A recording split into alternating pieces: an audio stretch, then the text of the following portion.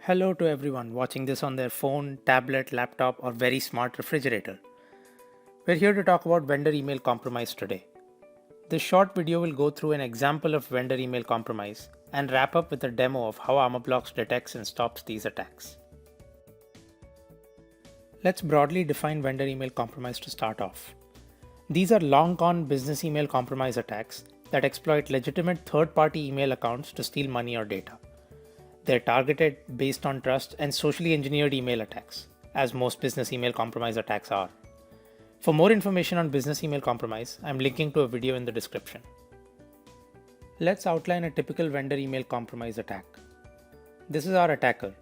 If I had a soundboard right now, I'd play some menacing music, but all you need to know is this person has malicious intent on their mind.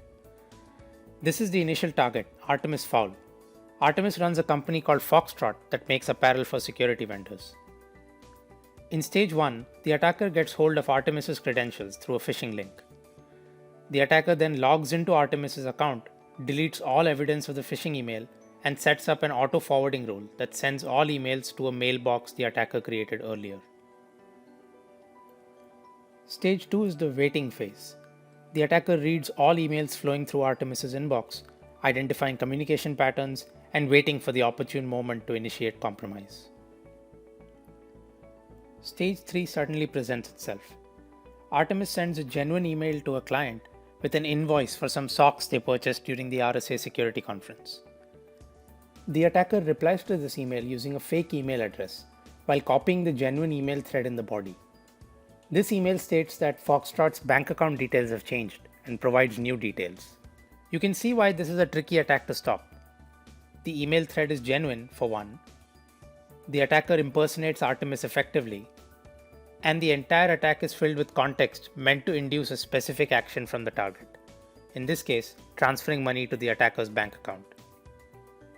Let's see how Armorblox stops vendor email compromise. This is the Armorblox threats overview page. Here, you can find at-a-glance details for every threat, such as the date, affected users, any remediation actions that have been applied, and which Armorblox detection policy the threat was flagged under.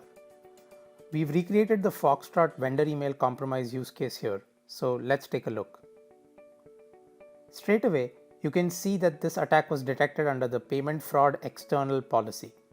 It's important not to club all BEC attacks under one policy because there are many different types of attacks within BEC itself. Armorblox has detection categories that accurately classify attacks beyond just calling them BEC. Within the analysis section, you can see the primary violations that Armorblox picked up on while detecting and remediating this attack. Firstly, our language models spot an unusual payment request in the email, where Artemis is requesting a payment with a sense of urgency. The product calls this out as a common BEC technique and provides some context for users who want to know more. Armorblox also looks at identity and behavior signals, identifying a low communication history between the sender and receiver mailboxes. On its own, this may not mean anything bad, but when combined with other telltale signs of compromise, this can make the difference between a successful and failed detection. Armorblox also provides authentication scorecards for the email. In this case, because the email was sent from a Yahoo account, all authentication tests pass. It's important to note that however useful DKIM, DMARC, and other such standards are, they're insufficient on their own to spot and stop targeted email attacks. Scrolling down, you can see the users that this email attack impacts. It includes the accounts payable team, Kevin, who works in finance, and Josie, who's the chief financial officer. High value targets for sure. Armorblox admins can also inspect the email content for further analysis. Here, language models spot that financial matters are being discussed in the email. You can also see the trailing mail here, which was sent from Artemis's genuine email account. Scrolling back up, you can see that this email was automatically remediated by Armorblox. It was sent to a quarantine folder because that was the remediation action assigned to this policy. You can also delete emails, label them with warnings, and lock user accounts as automated remediation actions. You can change the Armorblox remediation by clicking this drop-down. Here, you can delete the email or mark it as safe if you feel it's a false positive. Importantly, Armorblox ML models learn from every manual action.